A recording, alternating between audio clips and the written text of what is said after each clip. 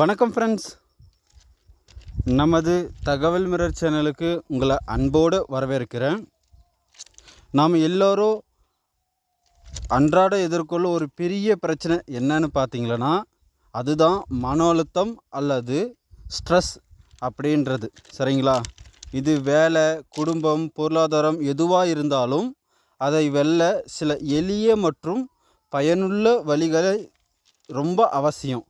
ஆகையால் இன்றைய வீடியோவில் வீட்டிலேயே எந்த ஒரு உபகரணமும் இல்லாமல் செய்யக்கூடிய மன அழுத்தத்தை உடனடியாக குறைக்கும் 7 ரொம்ப சூப்பரான டிப்ஸை பற்றி நாம் தெரிஞ்சுக்கலாம். இந்த வீடியோவை நீங்கள் ஸ்கிப் பண்ணாமல் முழுமையாக பாருங்கள். அப்போ தான் இம்பார்ட்டண்டான ஒவ்வொரு ட்ரிக்ஸை பற்றியும் நீங்கள் தெரிஞ்சுக்குவீங்க. வாங்க வீடியோக்குள்ளே போகலாம். வீடியோவை கண்டிப்பாக ஸ்கிப் பண்ணாத பாருங்கள். அதுக்கு முன்னாடி ஃபஸ்ட் டைம் இந்த சேனலுக்குள்ளே நீங்கள் வந்திருக்கீங்கன்னா சப்ஸ்கிரைப் பண்ணிக்கோங்க, பெல் ஐக்கானை அழுத்திக்கோங்க. அப்போ தான் யூடியூப் நான் போடுற எல்லா வீடியோவும் கரெக்டாக உங்களுக்கு நோட்டிஃபிகேஷனாக சேர்த்துரும். ஃபஸ்ட்டு கழுத்து நீட்டிப்பு, நெக் ஸ்ட்ரெச் எப்படி செய்கிறதுன்னு பார்க்கலாம். இதை நேராக உட்கார்ந்து மூச்சை உள்ளிழுக்கும் போது கழுத்தை மெதுவாக முன்னால் வளைத்து முகக்கொடியை நெஞ்சுக்கு அண்மையில் கொண்டு வருங்கள். பிறகு மூச்சை விடும்போது கழுத்தை பின்னால் எடுத்து வானத்தை பார்ப்பது போல் இருக்க வேண்டும். இதை பலமுறை செய்யவும். கழுத்தை இடது மற்றும் வலது தோள்பட்டை நோக்கியும் சுழற்றலாம். இதோட பயன் என்னென்ன, இப்படி பண்ணுறதுனால என்ன பயன் அப்படின்றத நம்ம தெளிவாக பார்க்கலாம். நமது கழுத்து மற்றும் தோள்பட்டை பகுதியில் உள்ள தசை இறுக்கத்தை குறைக்கும். கம்ப்யூட்டர் முன் நீண்ட நேரம் இருக்கும்போது வரும் கழுத்து வலியை குறைக்க இது மிக பயனுள்ளதாக இருக்கும். எடுத்துக்காட்டாக எதை சொல்லலான்னா, ஆஃபீஸ் வேலை செய்யும்போது ஒவ்வொரு மணி நேரத்திற்கும் பிறகு இந்த உடற்பயிற்சியை செய்தால் 1 நிமிடம் செய்து பாருங்கள். உடனடியாக உங்களுக்கு ஒரு ரிலாக்ஸ் கிடைக்கும். சரிங்களா? ஒரு நிவாரணம் கிடைக்கும். செகண்ட் பாயிண்ட்டு, முழுமையான முதுகு நீட்டிப்பு எப்படி செய்கிறதுன்னு பார்க்கலாம்.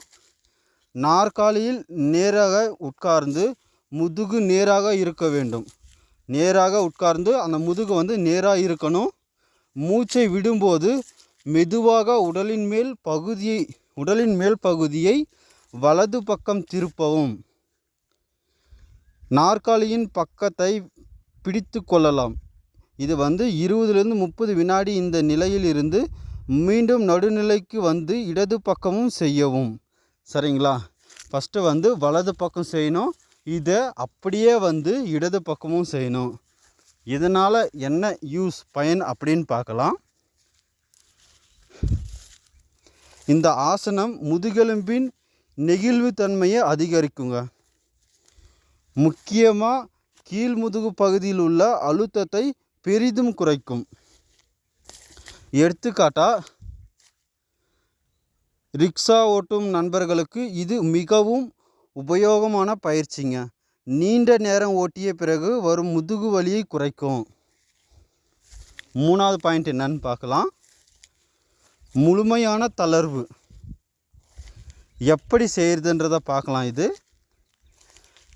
இதை நின்று கொள்ளவும், கால்களை தோள்பட்டை அகலத்தில் விரிக்கவும், மூச்சை விடும்போது முழுமையாக முன்புறம் வளைந்து தலையையும் கைகளையும் தளர்ந்து தொங்க விடவும். முழங்கால்களை சிறிது வளைத்து கொள்ளலாம். இந்த நிலையில் 5 to 10 முறை மூச்சை இழுத்து நீங்கள் விடணும். அப்போ தான் இது சரியான முறை. இதோட பயன் என்னன்னு பார்க்கலாம். இது மூளையில் இரத்த ஓட்டத்தை அதிகரிக்கும். முதுகெலும்பு மற்றும் தோள்பட்டை பகுதியில் உள்ள அனைத்து இறுக்கமும் வெளியேறும். மனதை அமைதிப்படுத்தும். எடுத்துக்காட்டாக மனசில் ரொம்ப கனம் இருந்தால் இந்த பயிற்சியை செய்து பாருங்கள். அந்த கனமும் கவலையும் தொங்கி விழும், முழுமையாக வந்து நீங்கிடும் அப்படின்னு சொல்கிறேன். 4வதாக வந்து குழந்தை தாஜ் போஸ், சைல்டு போஸ். சரிங்களா? எப்படி செய்யுதுன்னு பார்க்கலாம். முழுந்தாளில் மடங்கி பிட்டத்தை குதிங்காலில் வைக்கவும். முழு உடலும் முன்புறம் வளைத்து நெற்றித்தரையை தொட வேண்டும். கைகளை முன்னால் நீட்டி வைக்கவும். ஆழமாக மூச்சிழுத்து விடுங்க. அப்போ தான் இது கரெக்டாக இருக்கும். இதோட பயன் என்னன்றதை பார்க்கலாம். இது மன அழுத்தத்தை குறைப்பதற்கான மிக சிறந்த யோகாசனங்க. இது மனதை அமைதிப்படுத்தி நரம்பு மண்டலத்தை வந்து ரிலாக்ஸாக வைக்கும். உடல் முழுவதும் உள்ள அழுத்தத்தை வந்து ஈஸியாக வெளியேற்றும். எடுத்துக்காட்டாக நைட் படுக்கும் முன் வந்து 2 நிமிஷம் மட்டும் இந்த பயிற்சியை செய்தால் மனதில் உள்ள அடல்ட் குறைந்து நல்ல தூக்கம் வருங்க. சரிங்களா? நெக்ஸ்ட்டு 5வது என்னன்னு பார்க்கலாம். ஆள் மூச்சு சுவாச பயிற்சிங்க, டீப் பிரெத்திங் எக்ஸசைஸ். இது எப்படி செய்யுதுன்னு பார்க்கலாம். நேராக உட்கார்ந்து ஒரு கையை நெஞ்சில் வைக்கவும், மறு கையை வயிற்றில் வைக்கவும். மூக்கு வழியாக மெதுவாக ஆழமாக மூச்சை இழுத்து விடவும். வயிற்று வீங்குவதை உணரவும். இழுத்து விடும்போது, மூச்சை இழுக்கும்போது வயிறு வந்து கொஞ்சோண்டு அப்படியே லைட்டாக வீங்குற மாதிரி நீங்கள் உணர்ந்துப்பீங்க. சிறிது நேரம் மூச்சை பிடித்து வைத்திருந்து பிறகு மூக்கு வழியாக மெதுவாக மூச்சை விடணுங்க. சரிங்களா? அதுக்கப்புறமா இதோடைய பயன் என்னன்றதை பார்க்கலாம். இந்த எளிய பயிற்சி உடலின் ஃபைட் ஆப்ஸ் ஃப்ளைட் முறையை குறைக்கும். இதய துடிப்பு வந்து சீராக இருக்கும். இரத்த அழுத்தத்தை குறைக்கும் மற்றும் உடனடியாக அமைதியை தரும். உங்களுடைய உடல் வந்து ரிலாக்ஸ் ஆகிறதுக்கான உடனடியான நிவாரணமாக இருக்கும். எடுத்துக்காட்டாக மீட்டிங் அல்லது எக்ஸாம்னு முன்னால் பயம் அதிகமாக இருக்கும்போது 5 முறை இந்த சுவாச பயிற்சியை வந்து நீங்கள் செஞ்சிங்கன்னா உங்களுக்கு நிம்மதி கிடைக்கும். 6வது என்னன்றதை பார்க்கலாம். போதுமான நீர் அருந்துதல், ஸ்டே ஹைட்ரேட். எப்படி செய்கிறதுன்னு பார்க்கலாம். தினமும் குறைந்தது கண்டிப்பாக நீங்கள் 2 லிட்டர் தண்ணீர் குடிக்க வேண்டும்.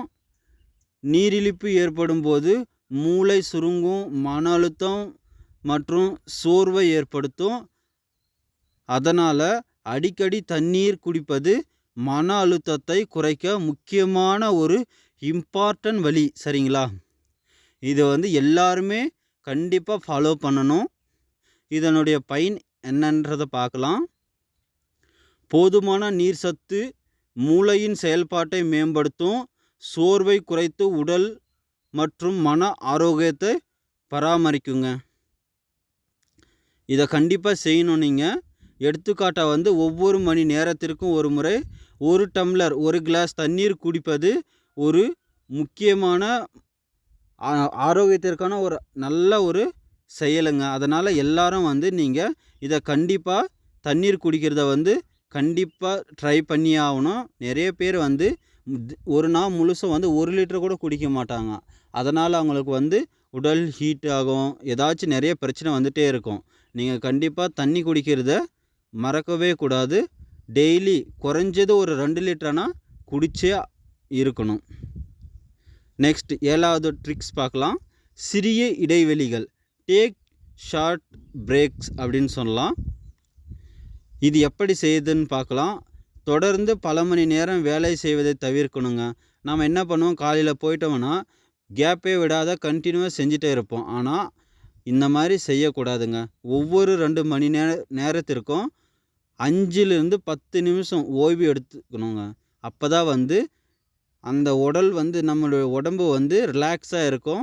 நம்ம செய்கிற வேலையை வந்து மறுபடியும் சேரும்போது கொஞ்சம் ஸ்பீடாகவும் ஒரு புத்துணர்ச்சியாகவும் செய்யறதுக்கான மைண்ட் செட் இருக்கும்.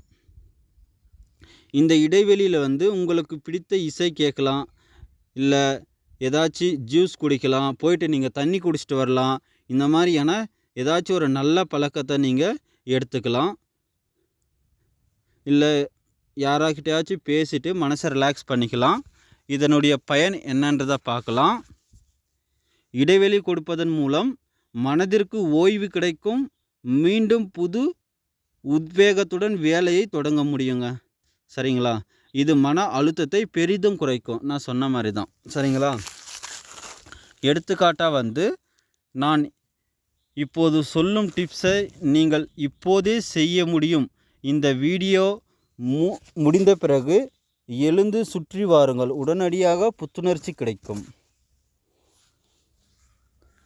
சரி நண்பர்களே, இதுதான் மன அழுத்தத்தை குறைக்கும் 7 சூப்பர் எக்ஸ்பர்ட்டின் வழிகள். சரிங்களா? பெரிய பெரிய பிஸ்னஸ்மேனெல்லாம் இந்த மாதிரி வழிகளை தான் பின்பற்றுறாங்க. இவற்றில் எது உங்களுக்கு பிடித்ததும் கமெண்டில் சொல்லுங்கள். உங்களுக்கு இந்த 7ல் எது பிடிச்சிருக்கு, எது ஈஸியாக இருக்குன்றதை நீங்கள் கமெண்ட் பாக்ஸில் கமெண்ட் பண்ணுங்கள். இந்த வீடியோ உங்களுக்கு பிடிச்சிருந்தா லைக் பண்ணுங்கள், உங்கள் நண்பர்களுடன் ஷேர் பண்ணுங்கள் மற்றும் எங்கள் சேனலுக்கு சப்ஸ்கிரைப் பண்ண மறக்காதீங்க. அடுத்த வீடியோவில் இன்னும் சுவாரஸ்யமான ஒரு டாப்பிக்குடன் சந்திப்போம்.